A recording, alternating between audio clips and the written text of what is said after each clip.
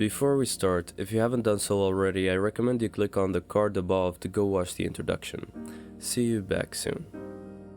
Previously, I mentioned how yours and your prospective partner's personality, the treatment you received of your parents, these elements co-occur and generate the human magnet syndrome. To portray this process, the author brought up an example of an abusive but compatible relationship dynamic. The narcissist senses enormous attraction to one that does everything for him without much questioning. A codependent is repulsed by a caring, normal partner. He craves to be bossed around. Thus, the narcissistic person's need for control finds a counterbalance in the codependent's obedient nature. Rosenberg had coined a term for this: our dance preference. Romantically speaking and from an energetic standpoint, we dance better with certain people than others, precisely those whom are opposite to us in personality. Codependency is an actual psychological disorder where the person had grown up to be extremely clingy and subservient. They tend to self-neglect, cater to others relentlessly, and with a narcissistic partner, the joy hits the roof. Although one party is clearly abused, she continues to dance due to their unconscious attraction to a complementary opposite. Two narcissists repel. They both want someone who'd care for them without reciprocating. Two codependents doesn't work. Both yearn for an overly dominant partner. So for the human magnet syndrome to occur, there has to be a difference in the nature of their personalities. Emotionally stable individuals can state their needs and work to serve each other quite mutually. They also experience this kind of mystical chemistry, as long as they differ on some other personality traits. Let's elaborate more on this. Be it normal or dysfunctional, in romance or in friendship formation, people who've got too many commonalities are likely to repel each other. It's not that similarities are negligible. Opposite personality traits go well together, as in we tend to gravitate to those who embody the very qualities we think we're lacking. I speak not of political orientation or surface layer intellectual jargon. It's about energy and vibe, your temperament and character, things which play out quite unconsciously and were embedded into the person in their upbringing. Some examples of the similar core traits which could be compatible: introverted, extroverted, tidy versus messy, generous, thrifty, and self-oriented versus other-oriented in terms of needs. Of course, two introverts can attract one another as long as they diverge in other aspects. As this is just a theory, I'd like to keep things open and say, although I did not, maybe some of you guys have seen a happy couple who were too similar. Your experience may differ from what was written in the book or any other book for that matter, and it's totally fine you disagree with some of its ideas. In addition to personality structure, the human magnet syndrome can be traced back to the dynamic you had with your caregivers. Quite often, it's emotionally unstable parents that breed narcissistic and codependent children who go about their lives and find attractive people who treat them similar to how did their parents. Everyone yearns for love and affection, but the way or format in which we would like to receive such emotions differs. Everyone yearns for love and affection, but the way or format in which we would like to receive such emotions differs.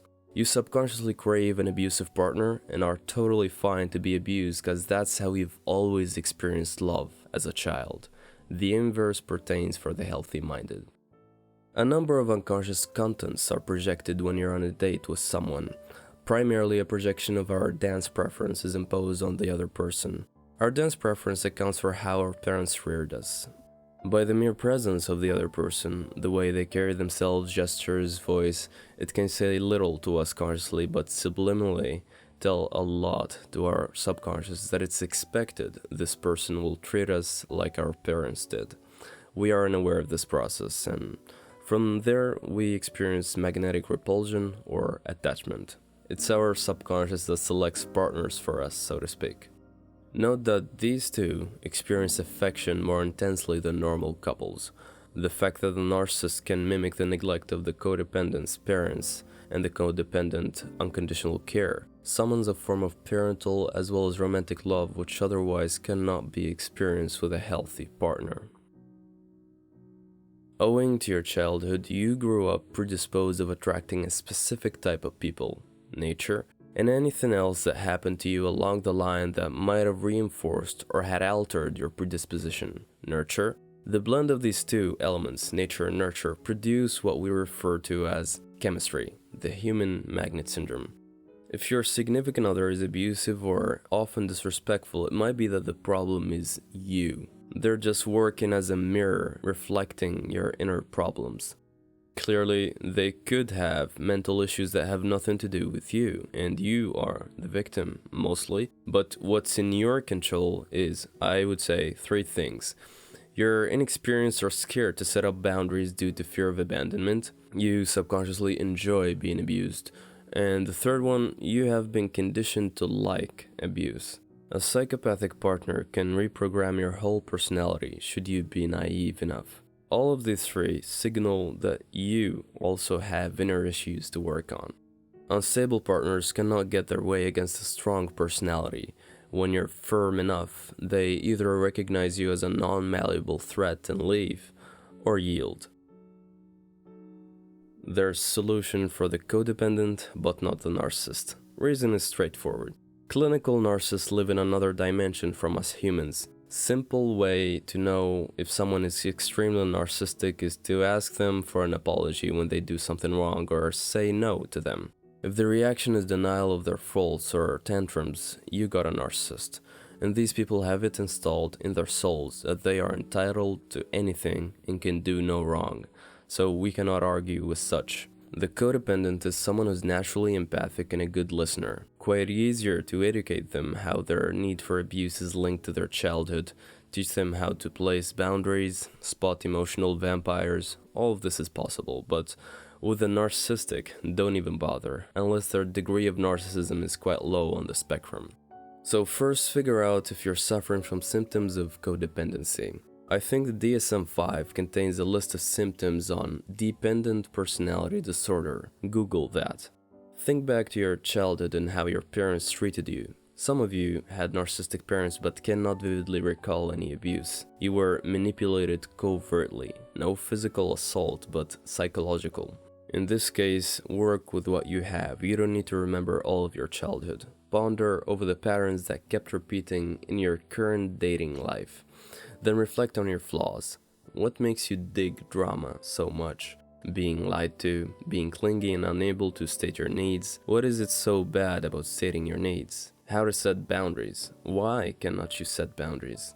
Well, I cannot guide you enough in one video, so make your own thorough research on codependent personality disorder. Maybe I'll make another video about this. If you think the symptoms match your behavior, especially in relationships, try to change on your own, but think about seeking professional help as well. In closing, should you be keen to know more on how to quickly spot emotionally unstable people, check out my series on dangerous personalities. I did a 30-minute detailed and elaborate animation on narcissistic and borderline personality types. I link this in the description. This series is recommended the most of all my videos. It'll surely save your life and your dating life. If you learned a thing or two today, you could support the journey with a simple thumbs up, or you could subscribe for more. Likewise, next Saturday, expect a new video.